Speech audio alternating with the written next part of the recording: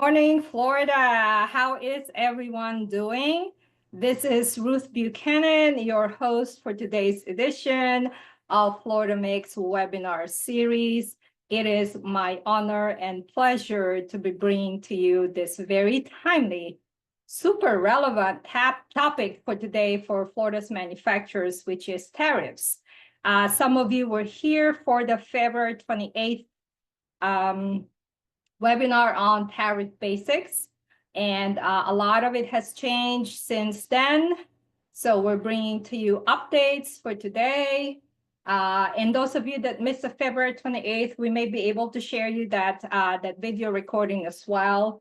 But today's session is meant to build on that knowledge base from February 28th with the overall goal of ensuring Florida's manufacturers are armed well in navigating these choppy waters. So I am Ruth Buchanan again on behalf of the webinar champions. Welcome to Tuesday. And mind you, today is a Tuesday, not a Friday, and many of you still found us. So we're going to go ahead and move to the next slide, please, Patricia.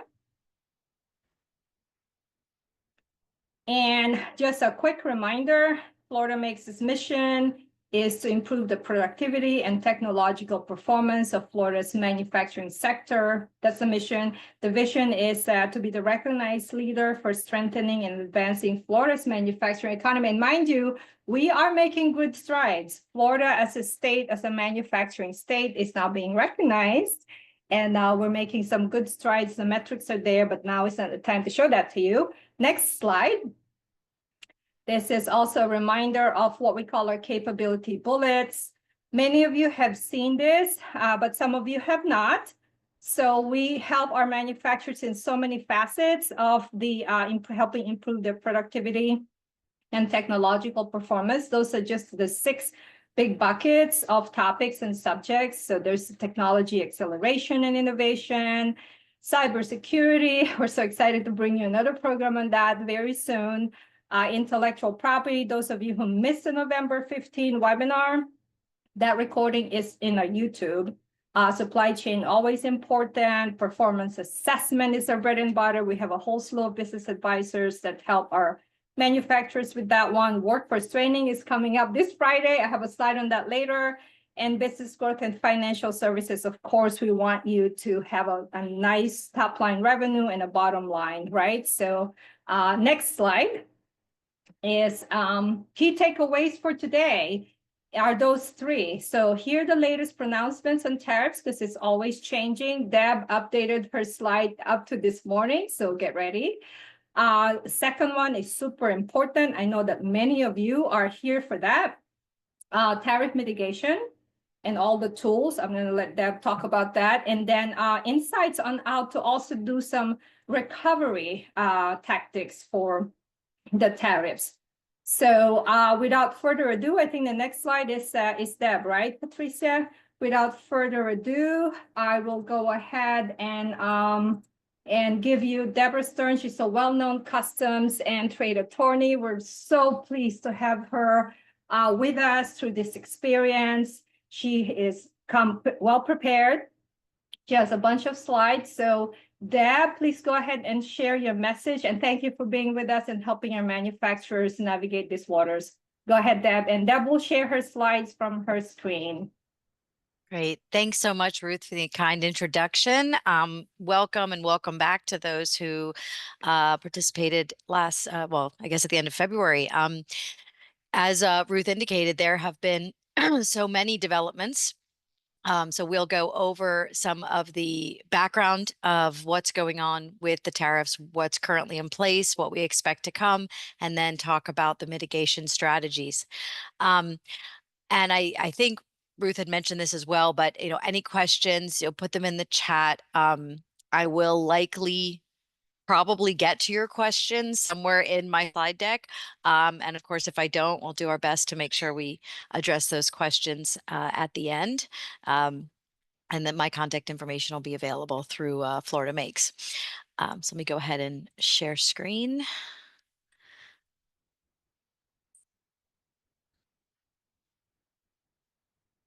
Oops. Of course, it never does it the way I want it to. Okay. I hope you all are seeing the main screen and not the notes screen. So first, just a tiny bit of additional background. Sandler, Travis, and Rosenberg is a boutique customs and trade firm. All we do is deal with the movements of goods across borders. We are not tax advisors. We do cooperate and collaborate, though, with tax advisors because there are a number of strategies that really do require cross-pollination. So we do work with tax counsel, corporate counsel, et cetera, to try to meet everybody's needs as an importer. Yes, Ruth? Deb, we are seeing the The second other slide with screen. the notes. Yeah, so My I'll give you a apologies. Let me moment. swap that. No worries. There we So, go. sorry. Okay, perfect. Thank you. Okay, great. So first, the landscape of the tariff actions and trade policy is changing rapidly. So we always have a disclaimer. Our materials it shouldn't be copied and they're not legal advice. But we also know that, by tomorrow or the next day or the next day, there may be something that goes out of date because of new determinations and new actions. So please be mindful when you're looking back at the slides that there may be changes to what is currently in place, what is yet to come, what exemptions may be available. And so just keep that in mind, please. So they are up to date as of April 21st, and I didn't put in April 22nd because the day is not done yet. So first, as you all saw, and it was announced kind of well in advance of Inauguration Day, that Trump 2.0 would be all about putting America first, and in particular with trade priorities. And the programs that have been implemented are intended to benefit American workers, manufacturers, farmers, ranchers, entrepreneurs, and businesses. That's what was said. So what do we have in place currently? Well, as you all are very familiar, the China 301 actions, which are implemented during the first Trump administration, remain in place. There are still some exclusions that are available to those tariffs, but most expire. The ones that remain expire on May 31st. Unlikely to see any renewals. There are a number of items that are not covered based on their tariff classification and correlating Chinese country of origin. These apply regardless of the new tariff actions. So particularly with regard to Chinese origin goods, everything we talk about is cumulative to the extent that they're not exempt. So in February, what we call the IEEPA fentanyl tariff on Chinese goods was imposed across all Chinese origin products with no exclusion process, no exclusions apply, but there are still some exemptions within the implementation of the 20% tariff. One of them is the provisions of Chapter 98, which we'll talk about later in the program. Around the same time or shortly after that, the IEEPA border, as we call it, and IEEPA is short for essentially the Emergency Powers Act. And we'll talk a lot about that today. So the President's Emergency Powers Act allows him a fairly broad authority to do a number of things. And what has been chosen is tariffs at the moment for the most part. So IEEPA border against Canada and against Mexico. These are Canadian and Mexican products, and it is against all products. However, there is a USMCA qualifying exemption. So goods that qualify under the US-Mexico-Canada Free Trade Agreement qualify for a complete exemption currently. And as we'll talk about when we get to the reciprocals, if these IEEPA border tariffs get rescinded or sunsetted, then all Canada and Mexico products will be subject to a 12% tariff. But again, there are some exemptions or partial exemptions, particularly under Chapter 98 for the Canada and Mexico tariffs to the extent a product does not qualify for USMCA.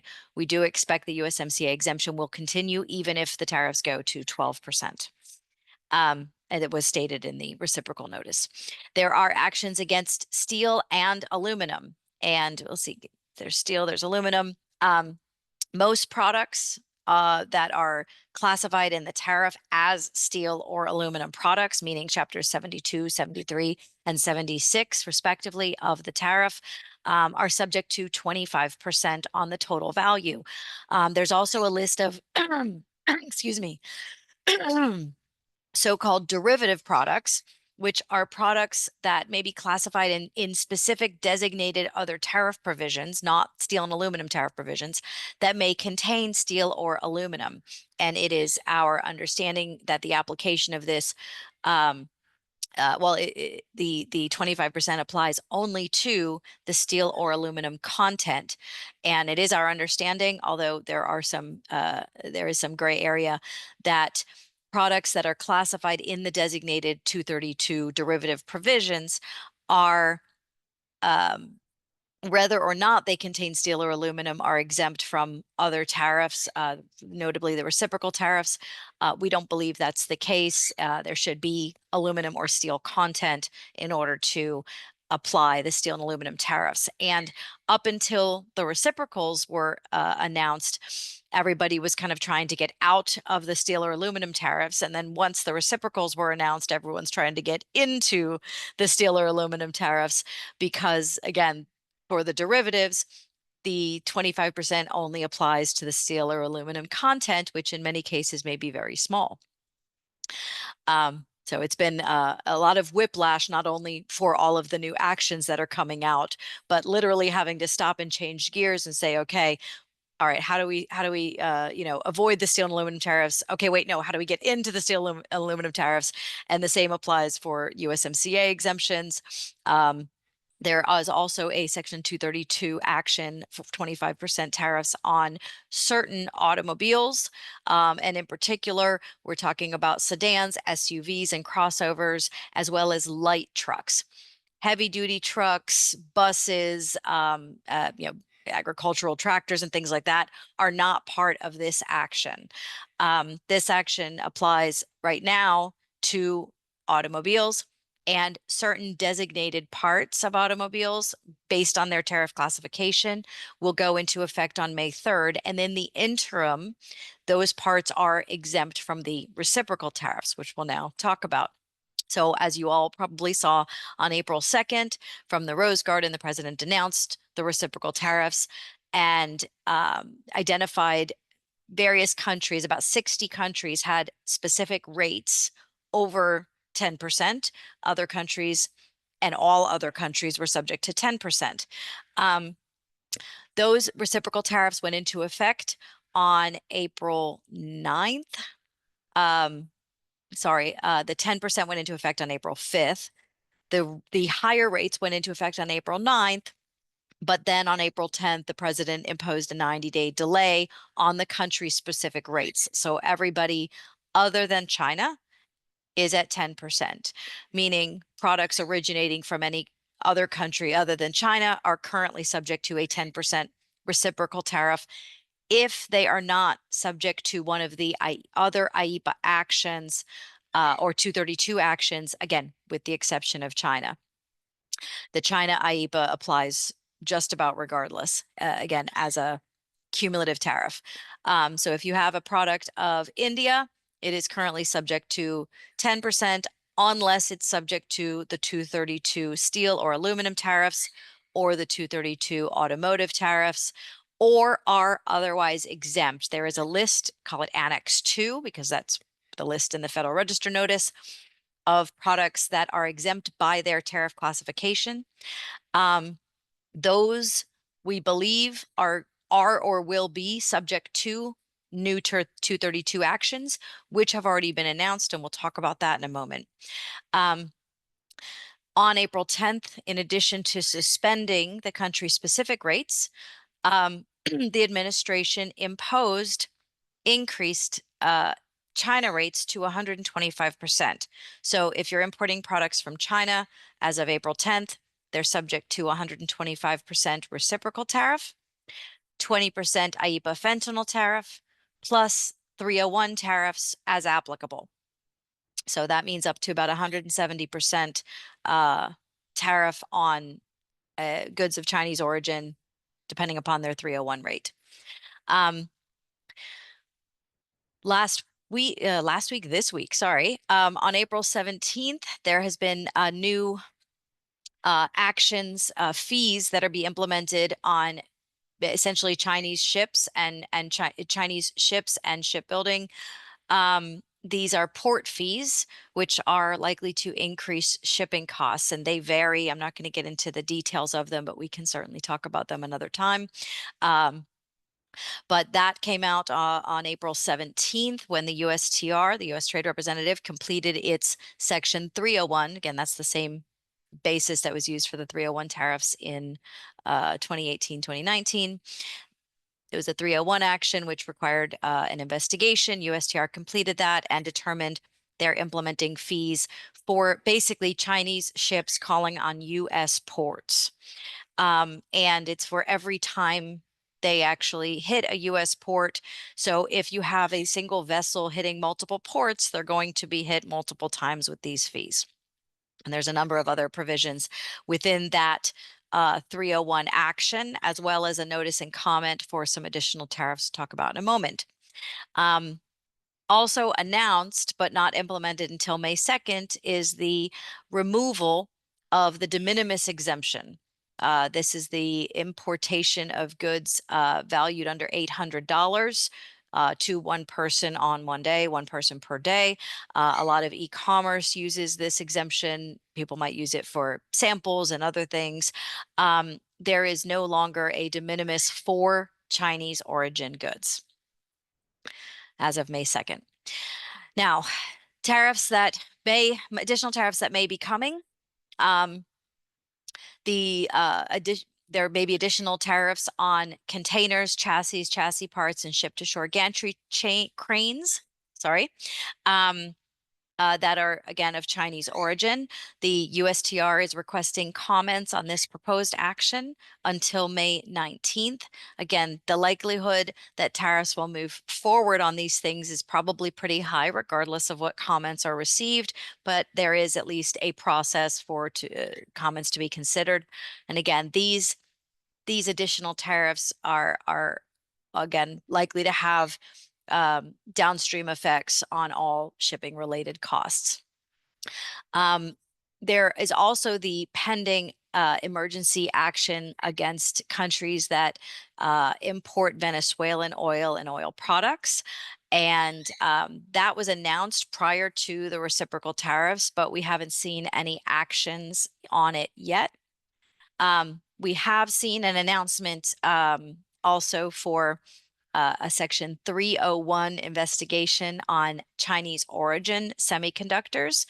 And there's also a more recently announced Section 232 investigation on, I put semiconductors in quotes because there are a number of tech products that were added to this Annex 2, the exemptions to the reciprocal tariffs, because they are going to be subject to a 232 action in the future. And in that notice extending the tariff codes that are covered by this Annex 2 exemption from the reciprocal order, the notice said, the definition of semiconductors includes, and it's computers and it's computer parts and it's certain communication apparatus, certain solid state media like a jump drive, and also transistors, diodes, resistors, integrated circuits, the actual semiconductors.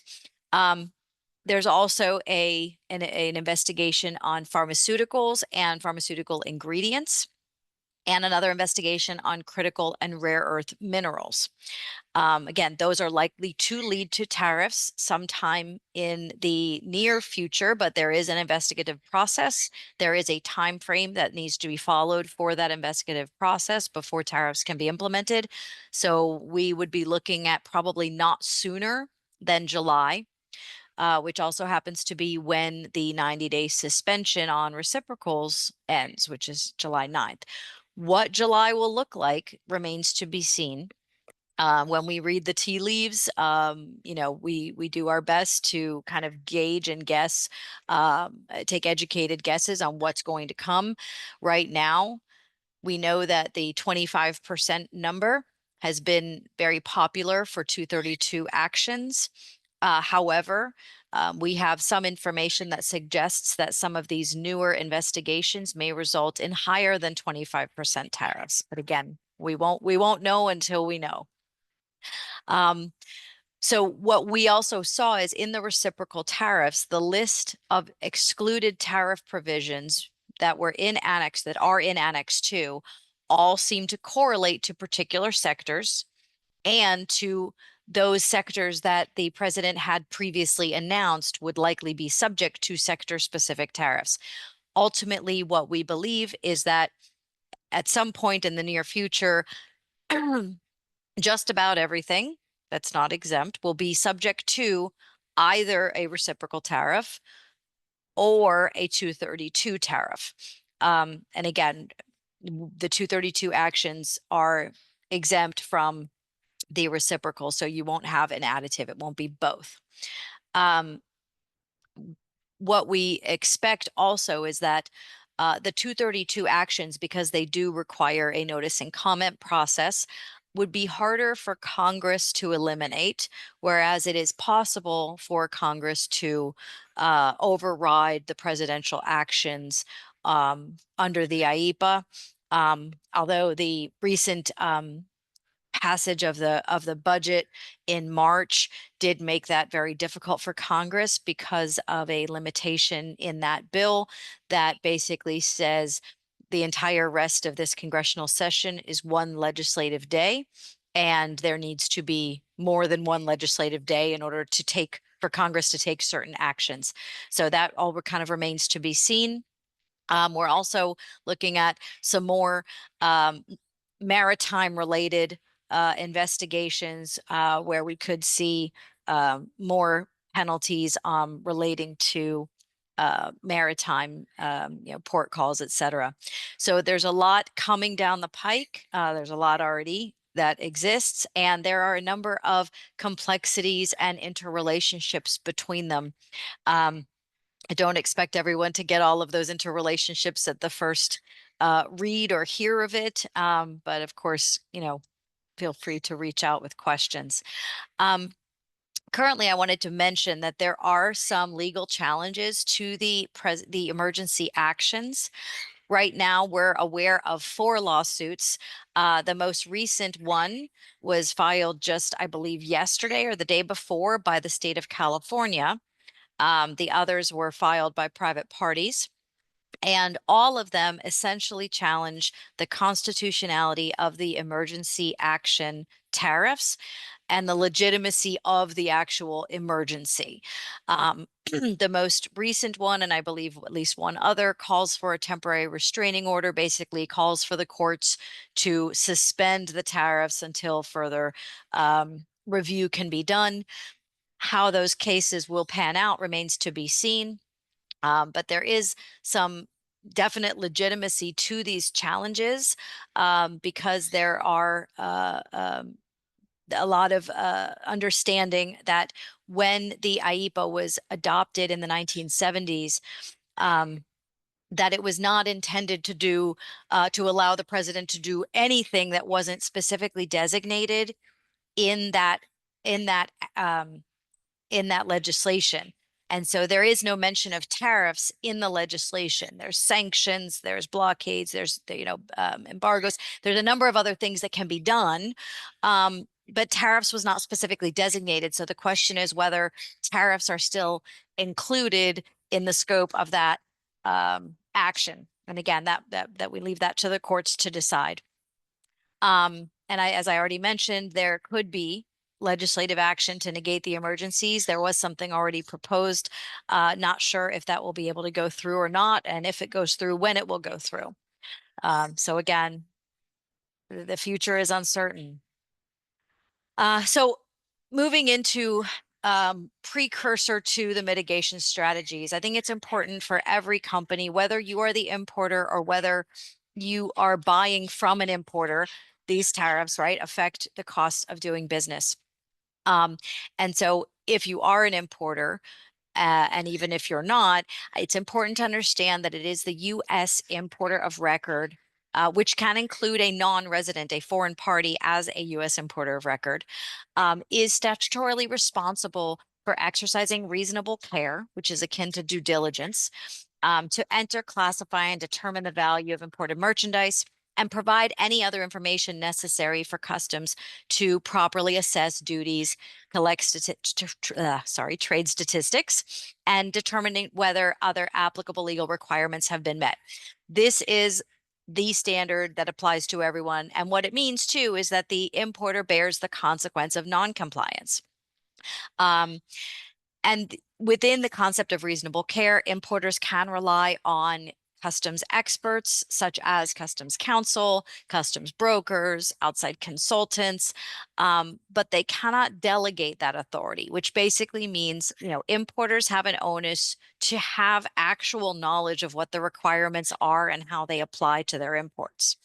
And this isn't just about classification or value or origin, it's all of the legal requirements for anything that is claimed at the time of entry. Now, the government has a number of enforcement tools and they use them. Advanced data targeting, not only advanced data targeting, but after goods arrive, customs has gotten very sophisticated in targeting data. And usually they're looking at a combination of the tariff codes that are declared, the country of origin, country of export, and the manufacturer identification code. And within these kind of four data elements that are required for entry, any sort of mismatch or any sort of change in claim can trigger customs scrutiny. So it's important, we'll talk about this a little bit more later as well, again, that any claim is well supported. You don't always have to submit your entire defense to customs at the time of entry. In fact, most of the time you have to submit very little at the time of entry, but you do have to make sure that those claims, the classification, the origin, the value, and all the other data elements have a reasonable basis under the law. Customs can not only target and request information about entries and make changes to your entries as an importer, but they conduct inspections at the border. They can even come to facilities to do inspections. They conduct laboratory testing. So if you have a claim that your aluminum has a certain magnesium content, and therefore it qualifies for one provision over another, you want to make sure that you have backup to know that that's accurate, because customs can go and test. They can reject entries. They can force a company to refile. They can refuse entries under certain circumstances, notably if there is FDA controls, Federal Food and Drug Administration controls. They can detain, seize, or exclude merchandise. Now, they're only under certain circumstances can detentions be justified. But we have seen customs exercising broad authority and kind of pushing the boundaries of what they can detain and when. Most of the time, if it's a classification or a value issue, customs still has to allow the goods to clear. But if they have any inkling that there might be fraud, then they can still detain, even though those are not normally basis for detention. Country of origin is also not generally a basis of detention. However, country of origin marking is. And so again, customs kind of extends that authority to say, well, if I'm not sure, I believe that your country of origin is India, I think maybe it's China, they might detain the goods kind of under the guise of a marking detention. They can make onerous requests for information, incredibly onerous requests, particularly if you're making any preferential claim. And this includes all the way down to, tracing to raw materials, not just here's how my product qualifies, here I'm explaining it to you, but what is the objective proof to explain? Penalties and liquidated damages, increased bond requirements. This is a big one because as tariffs go up, bond liability goes up. So if you are an importer, you may have already seen requests or demands for increased customs bond amounts. And then, of course, customs can conduct on-site visits, audits, investigations. There are more enforcement tools, but I don't want to focus too much on that. And just a very quick overview, those consequences of non-compliance, not only are there the transaction costs of dealing with all of those enforcement measures that we just talked about, but the penalties themselves are based on an amount of the duties that customs believes are underpaid. So if the classification that you declare is subject to a 7.5% China 301 rate, and customs thinks it's actually a 25% 301 rate, they can, where they believe that the classification was determined with negligence or with gross negligence or fraud, not only demand those underpaid duties, the difference between the 7.5% and 25%, but also impose penalties at 2 times or 4 times or 8 times that amount. And they can go back for up to 5 years. And that is the statute of limitations period for customs, 5 years from the date of entry. And they can only go back 5 years on what we call finally liquidated entries, where they do find that there was a violation of reasonable care, where there was negligence, gross negligence, or fraud in how the goods were declared. Some other consequences of non-compliance: liquidated damages, those arise from bond actions specifically. So if there is a violation of a temporary import bond, or if there is, an FDA refusal that amounts to an error, these are all issues secured by a bond. And so the amounts are set usually at the value of the merchandise or the amount of the duties that would have been owed if the goods hadn't been in bond. And again, detention, seizures, forfeitures, refusals. So how do we avoid tariffs? And when I talk about avoiding tariffs, I am not talking about evading tariffs.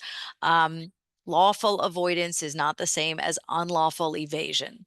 So everything I'm going to talk to you about here today is about how to lawfully avoid or mitigate the tariffs. The first is tariff classification and tariff engineering. Now, as we talked about, there are a number of provisions that are excluded from the reciprocal tariffs, and they're based on their tariff classification code.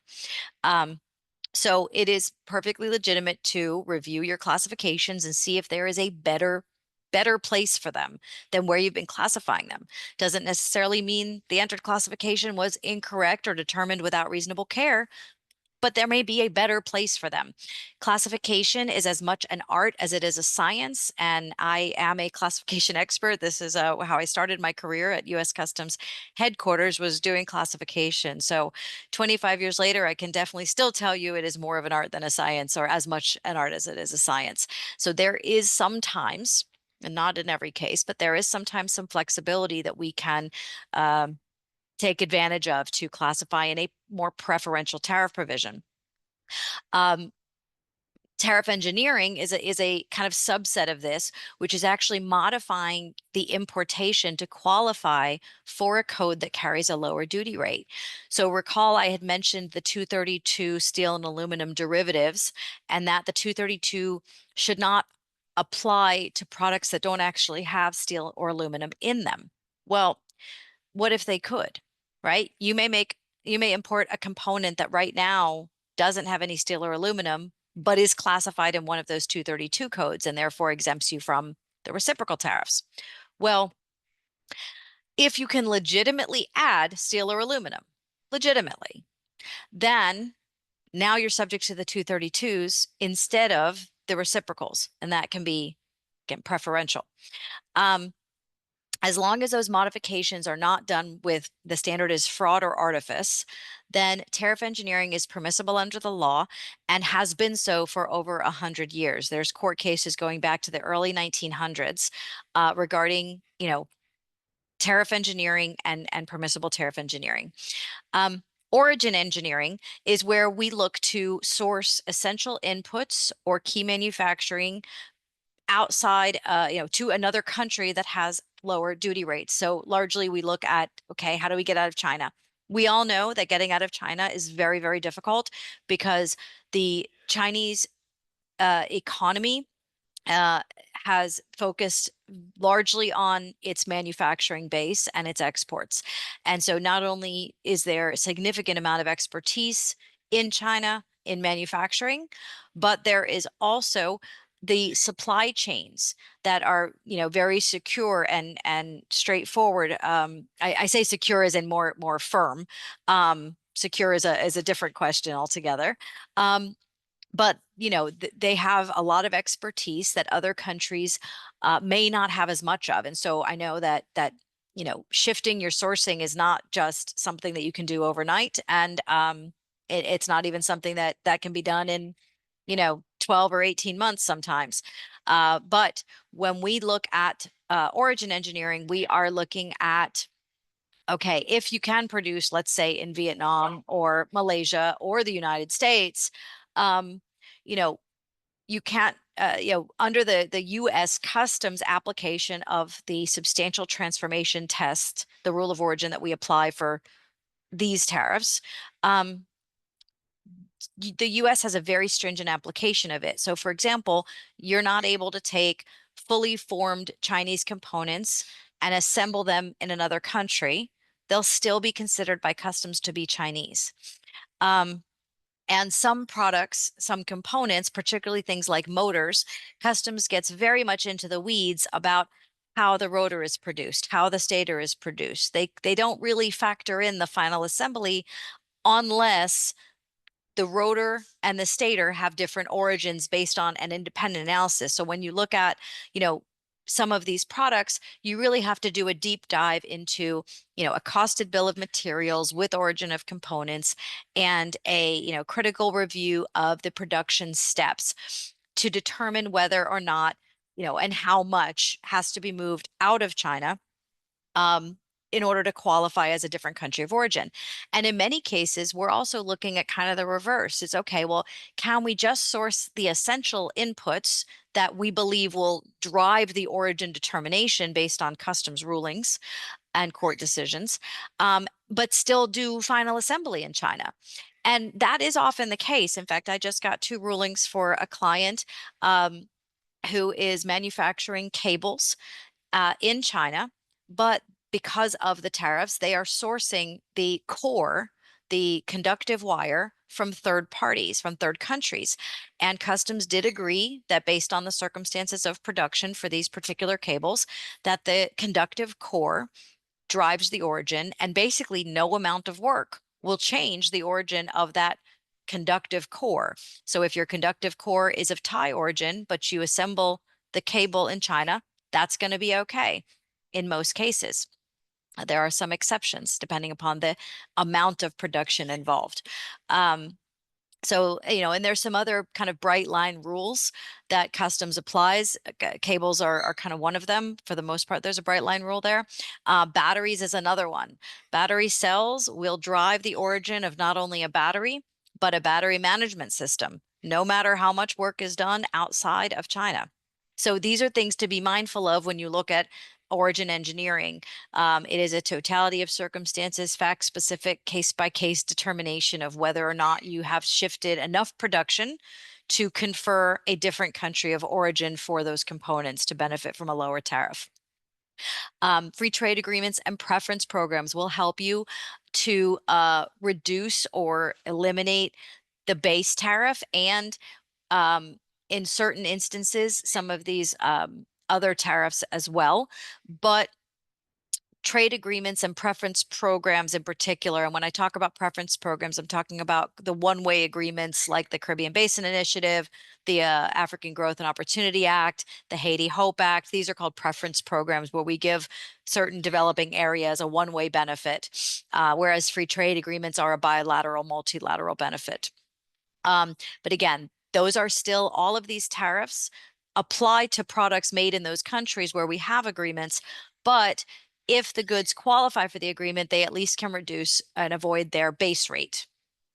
So that may be only 2% or 5%, but that could still be meaningful to the bottom line. I already talked about tariff classification review. Exclusions. Again, there are some remaining exclusions from the 301 tariffs up until May 31st.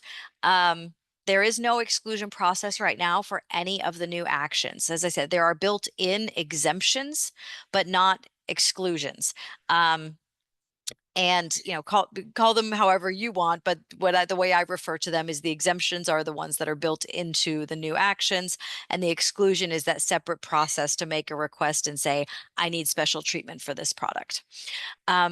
And then we also have legislative, executive, and regulatory advocacy, using your voice, using your trade associations like FloridaMakes, advocating individually or as part of a coalition of companies, even if it's outside those associations, to help sway the administration to and the Congress to reduce the tariffs or deregulate.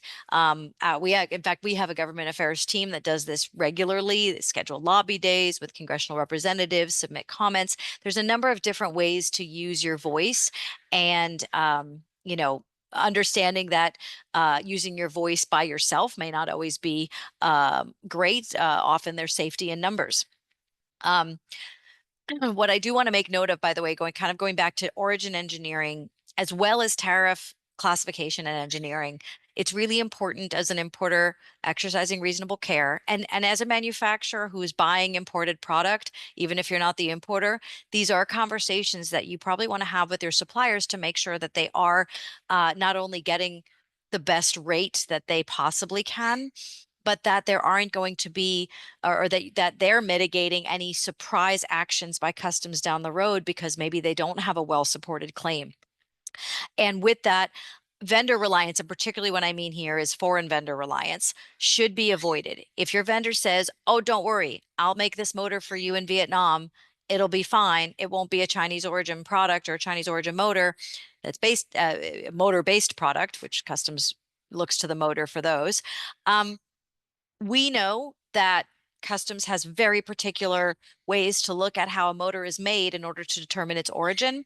And for the most part, the foreign vendors don't have that intimate understanding. In fact, most people don't have that intimate understanding of how customs applies the substantial transformation test for those products.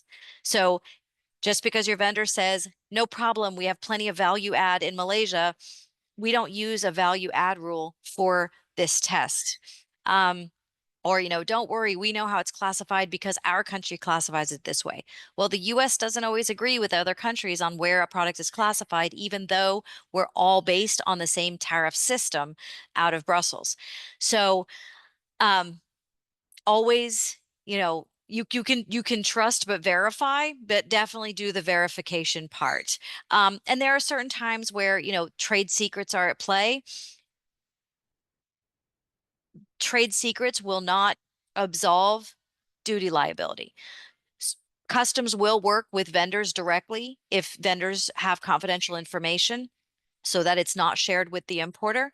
Also, folks like myself as a law firm, we can create a pardon the expression, Chinese wall in order to review information from a vendor that they have as a trade secret in order to determine whether it will qualify or not for a given claim, without, again, sharing that with our importer client. And we will execute NDAs, et cetera. And again, most law firms can do this. Most law firms with trade expertise can do this. So relying on the vendor, even if it's trade secrets, just avoid it altogether if you can.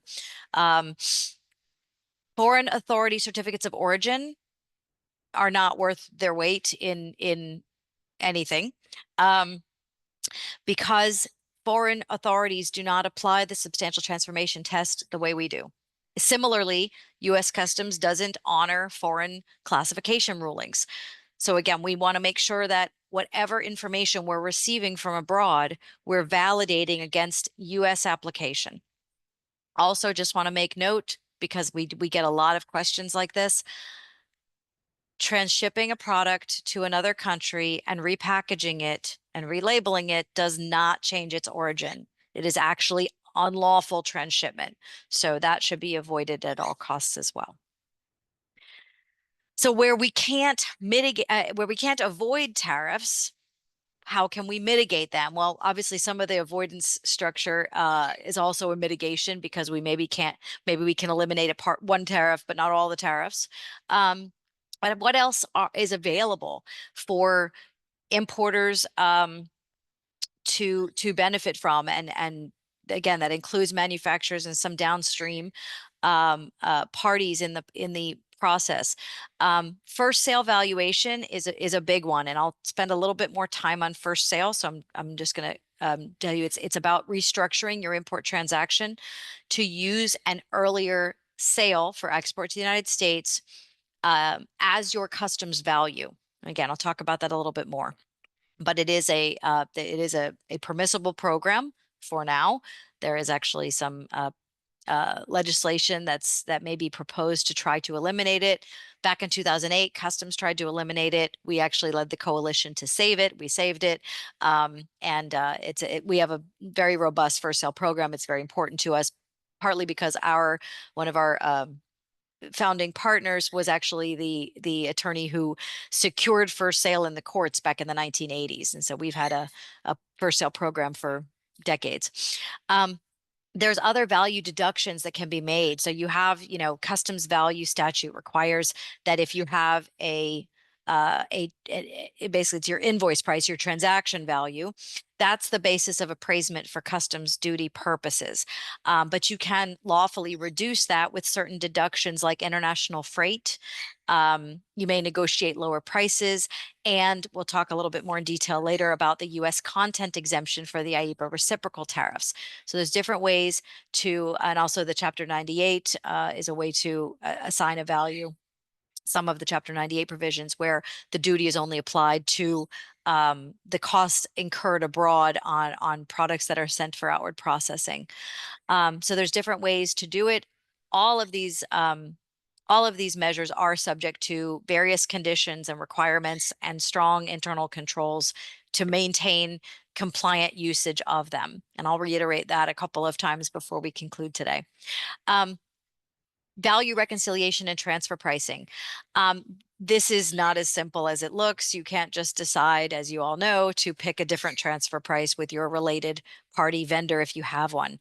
But you may be able to look at that transfer price and modify it, again, in consultation with both your customs advisors and tax counsel and accountants, to see whether there is a way to legitimately reduce that transfer price and ultimately therefore have a lower dutiable value. It is important to note that transfer pricing, or what we call related party transaction value, is subject to greater customs scrutiny. So if they see it's a related party transaction, they are more likely to ask questions about it than if they see unrelated parties. And there is a related party indicator in the customs entry. So if you're wondering how would they know, that's how they know. Customs officers are also really good at Googling badly. So they're really good at Googling those. So they may suspect a relationship even if there isn't one because they've done some independent research. And reconciliation, value reconciliation is a program that's used to modify a value after the time of importation.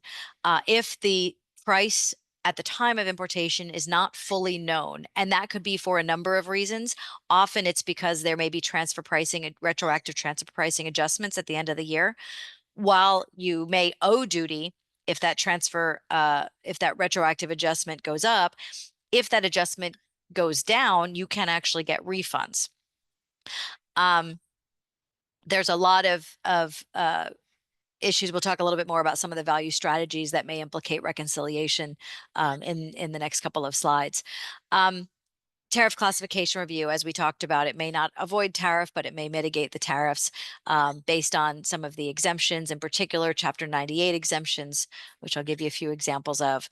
Chapter 98 is the special provisions in the tariff for various things, and a number of them are duty-free, and all of Chapter 98 is exempt from most of the tariff actions, the new tariff actions, as well as the regular duty. Trade remedy reviews. I haven't mentioned today much about anti-dumping and countervailing duties, but they apply in addition to any other tariff if the product is within the scope of an anti-dumping or countervailing duty order. And the rates for AD/CVD can be, multiple hundreds of percentage of percents. Some anti-dumping and countervailing duty rates are 180%, 200%, 300%.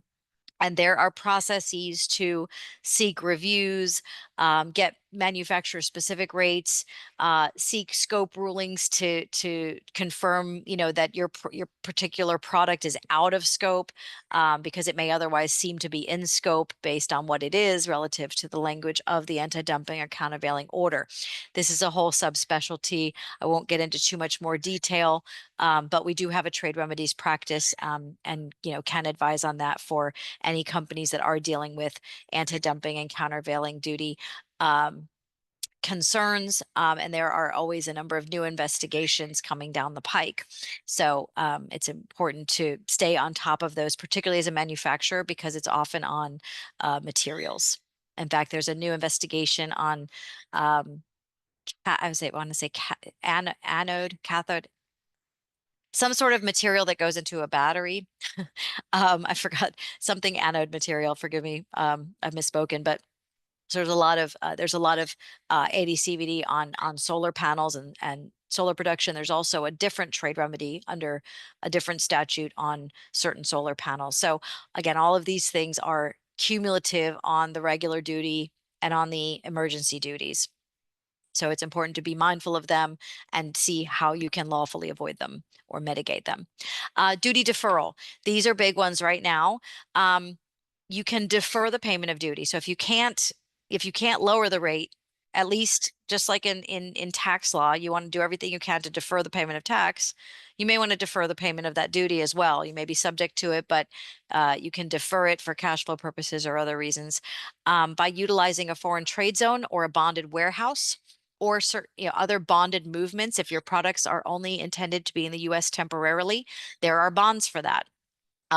There's also things like periodic monthly statement program by customs, which allows importers in the program to pay duties on a monthly basis as opposed to per entry. So if you are importing every day, you can be on periodic monthly statement, pay all the duties at the end of the month or on the 15th or whatever date works for your cash basis, cash flow, and utilize periodic monthly statement. Again, the duties are still owed, but it allows you to keep the money in your pocket just that little bit longer, and accrue interest. There's also ways to automate processes to help delay and defer the implication of the duties. I'll talk a little bit more about foreign trade zone and bonded warehouse in a moment. And then finally, duty drawback program. This is a complicated program to use, but what it allows you to do is if you are importing and subsequently exporting, whether it's product that isn't being used or whether it's product that's being manufactured, you're importing components and manufacturing and sending out the goods, the import duties may be eligible for a 99% refund under the duty drawback program. And the duty drawback program is allowed for the IEEPA reciprocal tariffs. However, drawback is not allowed for the IEEPA fentanyl, that's the 20% on all Chinese goods, or the IEEPA border, that's the 25% on Canada and Mexico goods that are not exempt by USMCA.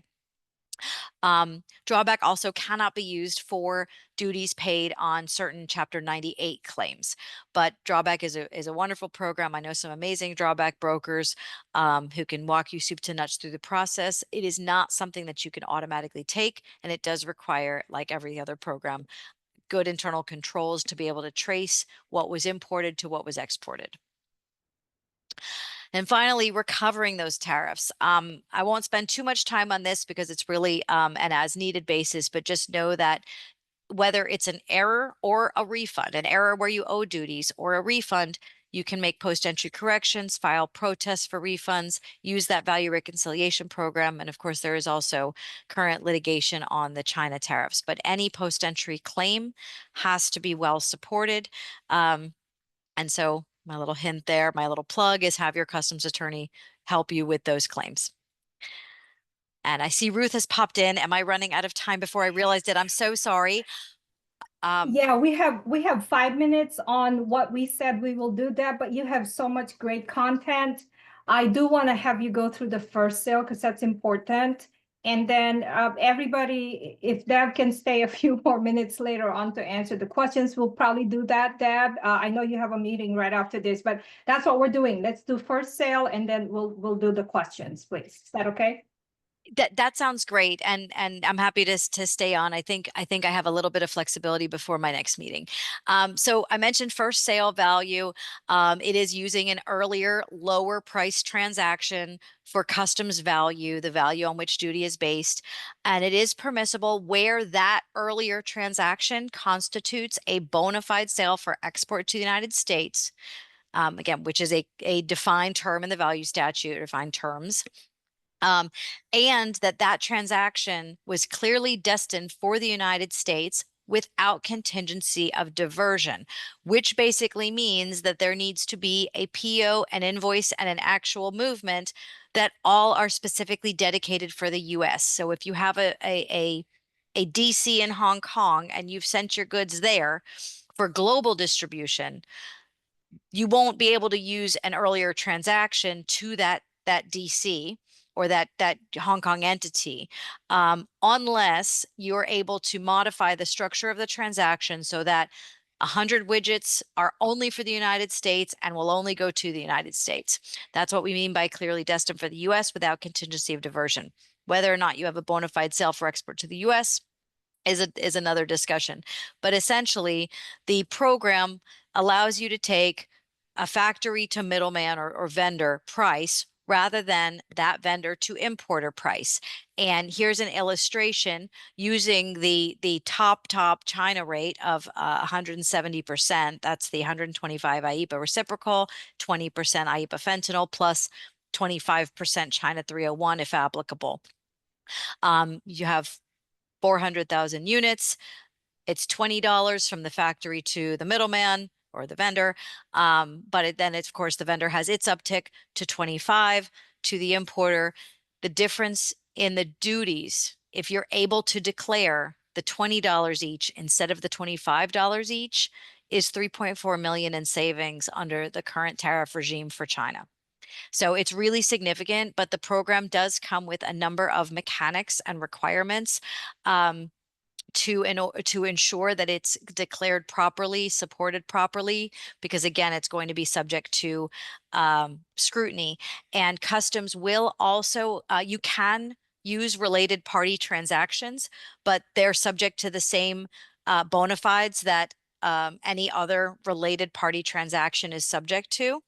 There needs to be not only a clear sale with clear payment traced to particular invoices, but customs also looks at the amount of control the parent company has over the subsidiary. Where there is not already a multi-tiered transaction, we can assist we do have a program to assist the factory, the vendor, to set up a multi-tiered transaction. And again, that's a longer conversation for another day, but know that it's available as long as other modifications to customs value. And I know we're going to stop here, but I did want to just quickly get to understanding foreign trade zone and bonded warehouse. There's a material difference I want to make sure that you all are aware of. A bonded warehouse defers the payment of duties until the merchandise is withdrawn, just like a foreign trade zone. The duty is not paid until the merchandise is withdrawn for consumption in the United States. However, in a bonded warehouse, the rate of duty that applies is applicable on the date of withdrawal for U.S. consumption. In a foreign trade zone, the rate of duty is set at the date of admission into the zone, meaning when imported into the zone, not upon withdrawal. And so that's a material difference, but both have benefits and challenges. And I'd love to get to the rest of it, but I know we've run out of time and I do want to get to some of your questions. So Ruth, please take it away. Yes, thank you so much, Deb. So a lot of you are staying on. Thank you. So really the very pointed questions, you have answered many of them as we were going along. So I've been monitoring it. But some of the very specific questions is really origin. And since we're a manufacturing group, machine tools, Deb. Machine tools, is there a difference in impact if it's coming from from EU or China or even Taiwan? And then related to that is what is the calculation on those things? Is it cost or weight? And then the other one related to that is machine tools bought at a trade show. So those are very specific questions. Those are. So if we're talking about machine tools that are going to be imported for use in the machinery that you have, that you're using, the rate of duty will depend upon the classification and the country of origin. And machine tools, you know, there are only generally so many provisions that apply, but not all machine tools qualify for the machine tools classification. But putting that aside for the moment on the regular duty rate, if it's Chinese, it's going to be subject to the Chinese reciprocal tariffs and fentanyl tariffs and whatever 301 tariff, likely 25%. So that's 170% likely for a machine tool coming in from China. Of Chinese origin. Whereas if it is Taiwan, and by the way, China includes Hong Kong and Macau for purposes of these emergency tariffs. Taiwan is still not China for tariff purposes. Macau was it for one actually, but is for two of the others. If it's Taiwan origin, if it's Malaysian origin, if it's Indian origin, currently today, everyone else is at 10% reciprocal tariff. So it would be 10% plus the regular base duty rate. So if your base duty rate is 2.3%, it's going to be 12.3% for any other country. July 9th, we will see what happens with the end of the pause and if country specific rates come back or what they will be, if they'll be like they were on April 2nd, or if they'll be different. I want to mention here, though, also, when we talk about not necessarily as much machine tools, but tools, dies, and molds that may be sent to the manufacturer for producing the parts that you need. Those are, if you as the buyer buy them and not the factory, if the factory buys them, they're going to be included in the price of the good, or they should already be incorporated in the price of the good. But if you provide them or you pay for them separately, the value of that machine tool does need to be added to the import price. It's called an assist. And so it's important to bear that in mind because that can obviously have a big impact as well, depending upon how much that tool costs. And there's different ways to apportion that value. So you spread it over time, or you can declare it all up front at once. And in some cases, I've been talking to companies about declaring it all now while the rate is 10% for non-China, because we don't know what the future looks like, versus apportioning it over the life of the mold or tool or die, because it's only an incremental increase. So some thoughts to consider on machine tools. And again, in terms of country of origin, it's really where the core is produced. Everybody, that slide from Deb on the two slides on the country of origin and all that, make sure you look at that. And yes, we will share the slides. And the question on solar power, I think we will just research on that one for you. And some of the questions have already been answered. I do have an interesting one for you, Deb. Canada, this is the reverse.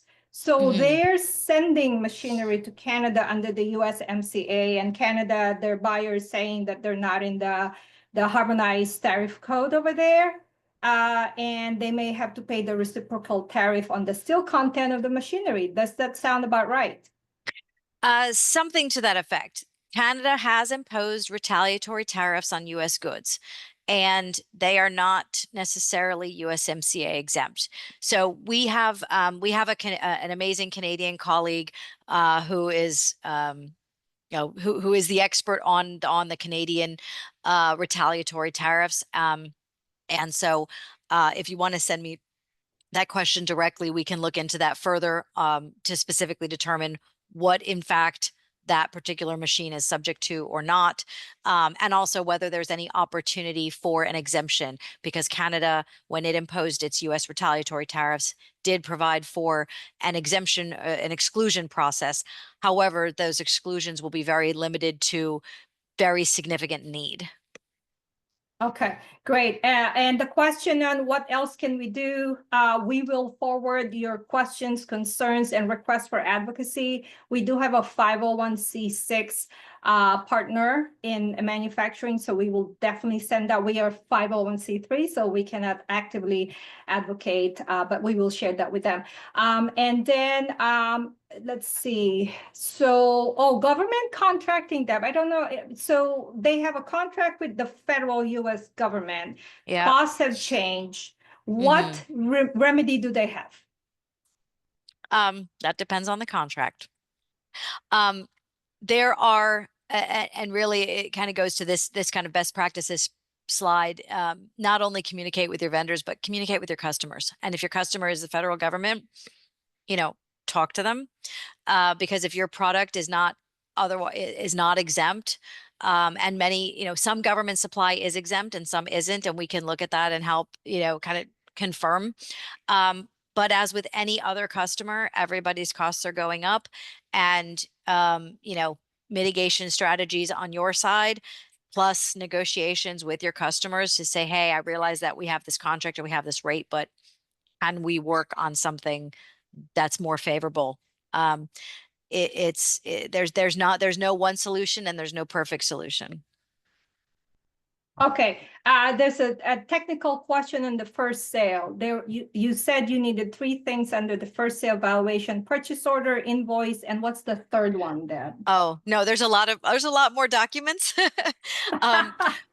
There's a lot more documents for the paper trail, but the paper trail, when we talk about the paper trail, how it proves that goods are clearly destined for the U.S. without contingency of diversion, the primary documents are the purchase order, the invoice, and the proof of payment, but it may also include the direct shipment, bill of lading. The bill of lading can show that the goods are clearly destined for the U.S. because maybe it's just a stopover in Hong Kong and the ultimate destination is New York.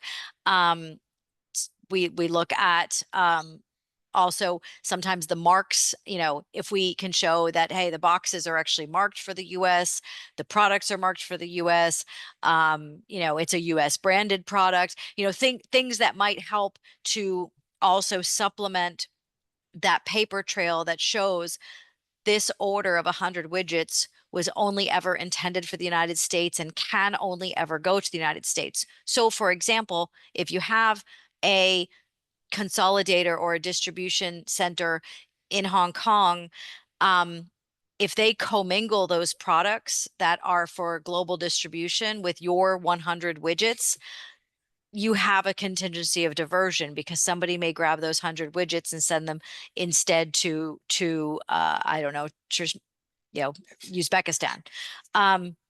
So what you want to make sure of is that you have controls not only on paper, but also in the warehouse management systems to the extent that that's feasible, to say this is my US channel. But again, there is more to it. Right. So another question. By the way, what somebody said, thank you. You're a great speaker, which we know. Thank you, Peter. Thank you. A lot of resources and web pages. Yes, go to Deb's website. They do have a ton of information there. Feel free to use that. And then, yes, we will send you the file. We'll send you the video. So last question. This is interesting.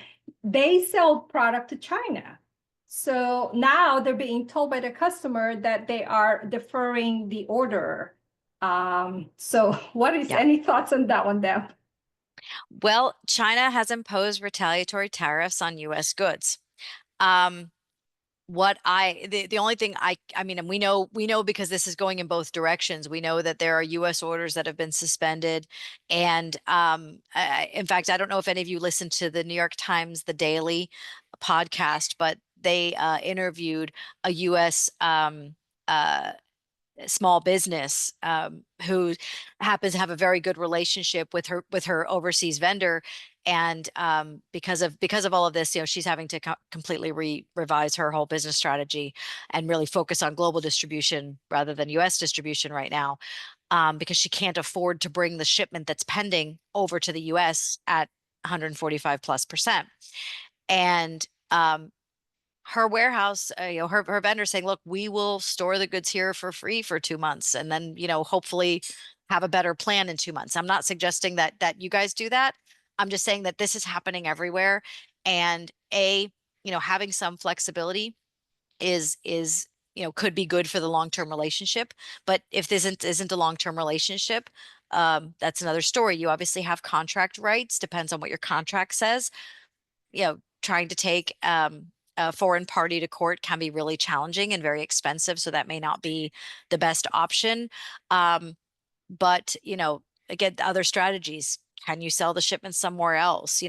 We can look with you at what other strategies are available. And we also have a Hong Kong and China-based team that is part of STNR who can better advise as well on what the landscape actually is over there, what those products, what retaliatory tariffs they're subject to, whether there's any exemptions, and what other mechanisms may be available, such as like we have bonded warehouse, foreign trade zone, these sort of things that defer the duty, whether those are available in China. So we can support that question in more detail if there's an interest. Thank you, Deb. So many of you are staying. So we're going to give Deb a minute to say some final words because she prepared a lot more than this. Go ahead, Deb. Oh, thank you. I think rather than I left this best practices up on the slide, please read it. Very, very important to have strong compliance controls, get help, keep an audit trail and all that. But I do want to spend the final moment talking about very briefly the U.S. content exemption and the Chapter 98 exemptions, if that's all right, because I think that's going to be important for everybody, especially as U.S. manufacturers. If you are sending products that you are making abroad, and they are being incorporated into a product abroad, they may be subject to a partial exemption for outward processing under one of the Chapter 98 provisions, or they may be eligible for, and that will be an IEPA reciprocal exemption, or they may be eligible for this U.S. content exemption, which operates differently, where if that component comprises or components comprise at least 20% of the overall customs value, that transaction value that you're bringing into the U.S. back to the U.S. And it's a U.S. originating component, the value of that component or those components can be deducted from the dutiable value. So you'd still have your regular transaction value and your regular duty will be subject, but you then get a deduction on your IEPA. The problem with this language is implementation. It's new language. There is no standard that has been established for how to determine the value of the U.S. content. And this is challenging. It's a little easier for kind of hard goods like machined parts and things like that, because you have a specific value. It's harder for example, in the seafood industry, we are dealing with this very challenging question of, well, it's a U.S. caught fish. It's still a U.S. fish, but the country of origin rules tell us that as soon as we cut that fish into loins, it is now a Chinese fish. So there's a whole bunch of challenges there on how to determine U.S. content. But reasonable care controls, we do have a number of value principles that can be applied using reasonable care until or unless CBP provides guidance otherwise. But tracing that U.S. content, making sure that you have a way to prove that the U.S. content that's being deducted is actually U.S. content. And that tracing is, obviously not everything can be serialized, but that would be, in a perfect world, it's serialized and your documents have the serial number. Obviously, there are other measures and other ways to do this. And validating that value, whether it's the cost of acquisition or some other methodology, that it's done in accordance with the customs value statute and generally accepted accounting principles. And as I mentioned already, the outward processing Chapter 98 exemption, it also applies for repairs and alterations abroad. Repairs and alterations abroad are things that do not alter the origin of the product. Whereas the U.S. fabricated components, they actually do get subsumed into another product of another origin, but you get to deduct that U.S. content. So you pay duty only on the value incurred abroad in those two programs. That's 9802. U.S. goods returned, foreign goods returned within 3 years. These are previously imported or U.S. goods. If they haven't been advanced in value or improved in condition, such as being sent out for a trade show, although there's a specific exemption for that, then you don't pay any duty. Temporary import bonds, You don't pay duty because the goods never enter into the US, but you have to make sure that they do get exported or destroyed and prove that to customs so that you don't end up with liquidated damages. Agricultural use and articles for the blind or handicapped. There's many other Chapter 98 exemptions, but these are the two big ones that we see a lot of. Agricultural use provision. These relate to machinery, equipment, and implements that are specifically for agricultural or horticultural purposes. And that could be anything from farming to your lawn in your front yard, your home garden. So it's a broad range of activities. It does not include aquaculture, but it does include anything ag or horticultural. There is a list of products that are not eligible for this exemption, though, and that's really the key, is first making sure that your product classification does not exclude it from eligibility if you do have agricultural use articles, and that then that they are a machinery, equipment, or implement. These are defined terms. For that agricultural and horticultural purpose. And then there's some certification requirements. For the articles for the blind or handicapped, this is the Nairobi Protocol. These relate to articles specifically designed or adapted for the use or the benefit of handicapped or blind within the meaning of Nairobi. This means that it's a product that is really designed specifically for that purpose and not for the greater population.